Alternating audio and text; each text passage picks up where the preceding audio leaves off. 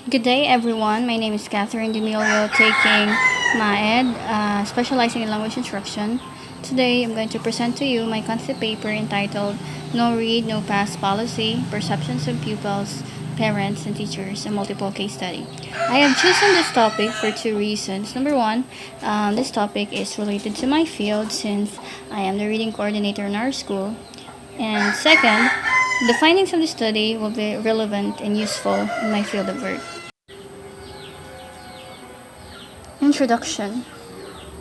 The Philippines ranked the lowest in reading comprehension among 79 OECD countries in the Program for International Student Assessment (PISA) conducted in 2018, lagging behind its neighboring and developing countries like Indonesia, Thailand, and Brunei Darussalam.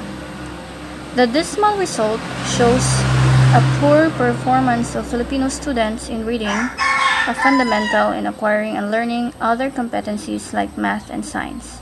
This is the first time the Philippines joined the said assessment, though DepEd acknowledges the result and recognizes the gaps in its educational system. Participating in the survey is their way of assessing the quality of education in relation to global standards. This alarming result led many Filipinos to question why Filipinos rank lowest in reading. According to Frederick Soto Perez, president of Reading Association of the Philippines, that the text in the exam are mainly informational and not narrative wherein Filipino students are used to here in our country, and poor connectivity and lacking reading materials. Another reason is the lack of study habits, lack of contact hours in teaching, effects of technology, internet and social media, and even the DepEd Child Protection Policy, according to Manaog 2020. A 2019 report from PIDS, or the Philippine Institute of Development Studies, states that allotment of teachers' incentives, or the PBB, or performance-based bonus, doesn't clearly measure student performance. Is the reason why struggling and non-readers reach high school. In the hopes of addressing the issue, DepEd-CAR, for instance, implemented the No Read, No Pass policy. This is the reiteration of the Department Order Number 45 Series of 2002. This is effective January 2020.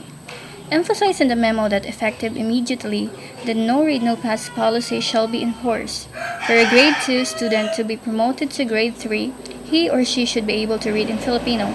For grade 3 and up, both English and Filipino. Take note, however, that reading without comprehension is not reading at all. Students will not be promoted to the next grade level unless he or she manifests mastery in the basic literacy skills in a particular level. Similar approach has been implemented in the state of Florida. In 2002, legislature passed a law requiring third graders to score at the level 2 benchmark or above in the reading portion in the Florida Comprehensive Assessment Test, or FCAT, in order to be promoted to grade 4. Failure to reach the benchmark would mean student must repeat the third grade. They have also other programs in line with this policy: the early identification of struggling readers from kindergarten to grade 3, and providing needed intervention in lessening the number of retained students percentage. So the school first identify the students who are poor and struggling readers and indicate areas of reading deficiency. From here, they develop improvement and intervention plans appropriate to the needs of the student, which will also be communicated to the parents. Implementing the policy alone without support system is not enough. So this resulted into a decline of retained students. Florida's retention policy has gained a lot of response from different institutions. Several other states in the US has already studied and adopted similar approach. DepEd is in a lot of pressure being in the bottom. Stringent measures are expected to be implemented in order to attain an improvement from current status to the next assessment. This policy, for instance, if implemented in the mainstream, would put students belonging to the poor socioeconomic status at a disadvantage, especially from schools located in the far-flung areas with limited reading resources. And this will also be a burden to the teachers and the parents as well. Meanwhile, there is a certain study that proved the effectiveness of retention policy to students. A Manhattan Institute study on evaluation of Florida's program found that students who were subject to the retention policy or who were actually retained exceeded the performance of students who were not subject to the retention policy. Retained students have improvement in their grade level skills during the repeated year compared to the students who were not actually retained, which clearly shows that the retention policy has positive effects to students. However, there are some other evidences that prove otherwise. A study reveals that being an old third grade student as a result of grade retention holds negative outcomes such as bullying and victim status.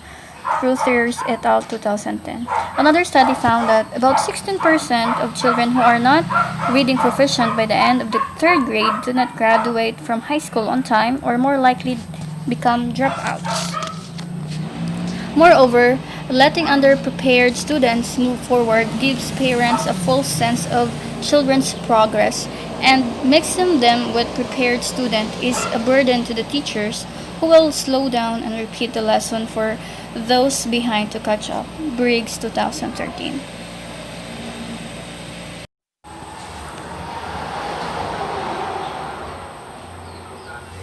The perception of different respondents from this study will help in assessing the effectiveness of this policy in the rural Philippine setting. Theoretical framework. This study adopted Kurt Lewin's change theory model. This model has a three-step process: unfreeze, change, and refreeze. The unfreeze stage is about assessing the need for change and creating the motivation to implement it. The PISA result, poor reading comprehension, struggling readers who reach high school, they are indicators that there is a need for change in the literacy programs here in the Philippines. The change stage maintains the focus on the new approach to handle problem, leading to new tactics. So the new tactics being implemented, or the no read no pass policy. So the perceptions gathered from different respondents will help in assessing the effectiveness of this policy. Now here comes the refreeze stage, which calls for institutionalizing the processes and operation with new values and behaviors becoming the norm or new status quo. Will this new policy be institutionalized? Will this become the new norm? Will this continue its implementation? Well, that is still a question. This study also adopted the operant conditioning theory of B.F. Skinner, 1938. Operant conditioning is a method of learning that occurs through rewards and punishment for behavior. An individual makes an association between a particular behavior and a consequence. So there is reinforcement, positive reinforcement, negative reinforcement, and punishment. So this theory will help in understanding third graders' take on the policy, this no read no pass policy. Does promotion or retention strengthen or weaken their behavior? So here is the theoretical model utilized in the study: the Kurt Lewin's change theory model and B.F. Skinner's operant conditioning. Statement of the problem. The purpose of this case study is to provide analysis of no read no pass policy through gathering perceptions from different respondents, which includes pupils, parents, and teachers. So this study aims to answer the following questions. What are the positive implications of this policy to pupils, parents, and teachers? How will this affect the pupils, parents, and teachers? And should this policy continue its implementation? Significance of the study. The findings of the study will benefit the following groups. Students. This will provide awareness to them about the scope of this policy, will give them full understanding of why DepEd is doing this, and the fact that the Philippines is way far behind from other OECD countries will enable them to reflect, assess, and evaluate themselves, that the problem about reading should be taken seriously, and this will also help them prepare mentally and emotionally prior to the policy's implementation. Teachers, they are the key implementers, so this will help them in planning and devising reading intervention programs for struggling readers. school administrators. So this policy will put a lot of pressure on the teachers, no, given the other responsibilities. So this study will help administrators in planning various support and aid programs for teachers to address the problem in reading, and the parents as the support system of the teachers. This study will enable the parents to understand that the impact of this policy on their children's achievement, that they should invest more time and effort in teaching and motivating their children to improve their reading performance and habits. Scope and the limitation. This study is confined on the analysis and of the No Read No Pass policy through gathering perceptions from pupils, teachers, and parents in order to combat the reading problems in the country, more specifically in the rural areas where students are deprived of reading resources and belong to poor socioeconomic status. The respondents involved in this study are from and connected to public elementary schools in Abuyog, Leyte. They were chosen for the following reasons: accessibility of the location, school profile, and they were affected of this policy. The respondents were randomly selected using the purposive or judgmental sampling method. A semi-structured interview was utilized because this is the appropriate instrument to gather responses and perceptions. Methodology. Research design. In order to analyze the perceptions of pupils, teachers, and parents in the implementation of this policy, a multiple case study was conducted. Case studies are the design of inquiry in which researchers develops an in-depth analysis of a case, often a program, event, activity, process, or one or more individuals.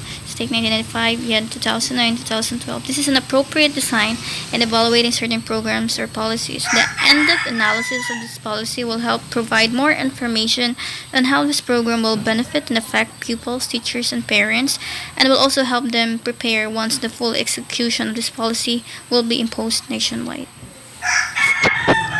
Research respondents.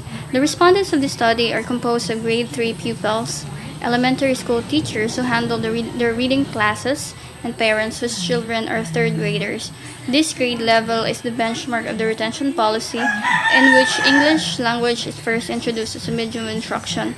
Is the reason why these respondents were selected. The sampling method utilized in the study is the purposive or judgmental sampling method. After the respondents were identified based on the criteria, the 100 pupils, 30 teachers, and the 50 parents who qualified were then selected using random sampling. Reduced to a total of 8 to 10 respondents per case participated in the study. Research instrument. The instrument used to gather responses and perception is through a semi-structured interview. This instrument uses a set of predetermined questions, and respondents answer in their own words using a topic guide that serves as a checklist to ensure that all of them provide information on the topic. Is Ramamurthy and Sarankush, 2006. The semi-structured interview includes several predetermined questions, and respondents are given freedom to express their views in relation to the topic. However, before it was finalized, it undergoes certain procedures of trial and error method to test its comprehensibility to the respondents. A dry run was conducted to check whether the questions, choice of words, and language used were clearly understood by pupils, parents, and teachers, with the guidance of an English specialist who also helped in the validation of the instrument. Ethical consideration. In order to protect the rights of the third grader respondents that were involved in the study, consent forms were signed and approved by parents or guardians beforehand. During the interview, pupils were placed in a non-threatening location, were not pressured or forced to answer the questions. All respondents were debriefed of the objective and several procedures of the study. The names of the respondents, the school they are connected with, and other personal information were held with utmost confidentiality to protect their privacy. Data gathering procedure. Permission letters were sent to school heads of identified school prior to conducting the interview. Upon the approval, another set of permission letters were handed down personally to respective respondents, as well as consent forms to parents whose children were involved in the study. Enclosed in each letter is the objective of the study and the schedule. Researcher contacted the respondents individually to confirm whether they would want to proceed with the interview or not. 3-day interview was held based on the schedule. First day, the pupils; second day, the teachers; and the third day, the parents. So interviews were conducted face-to-face and individually for approximately 30 to 40 minutes. An audio recorder was also provided to document the conversation. Data analysis. The responses gathered from the interview, including the audio recorded conversation, were transmitted into word-by-word transcripts.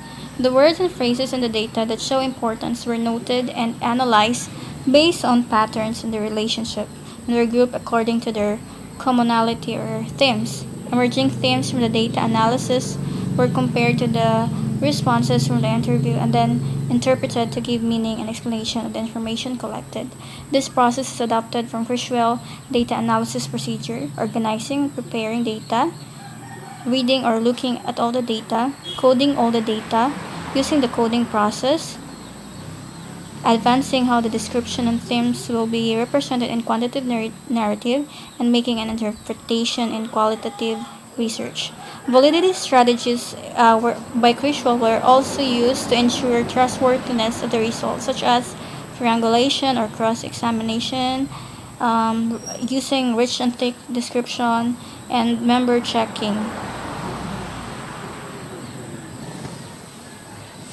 These are the sources and references I have used in my concept paper. That's all. Thank you.